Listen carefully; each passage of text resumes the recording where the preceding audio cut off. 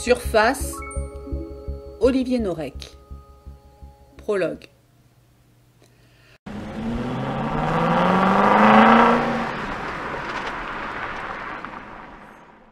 Lancés à tombeau ouvert dans les rues de Paris, les deux types brinque-ballaient à l'arrière du véhicule et s'acharnaient à lui faire lâcher son arme. Du sang partout, beaucoup trop de sang.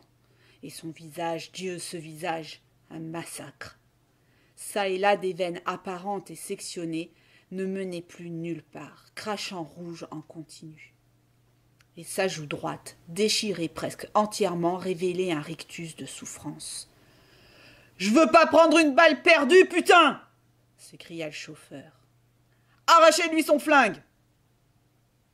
Feu rouge grillé, la berline qui surgit à leur droite ne réussit pas à freiner complètement et leur arracha une partie de l'aile dans un crissement de pneus désespérés.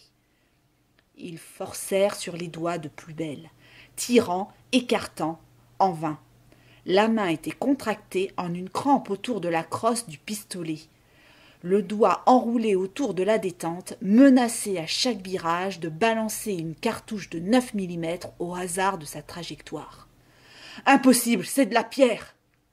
Derrière le volant, le chauffeur regardait par intermittence le trafic routier devant lui et la scène de chaos qui se jouait dans son dos.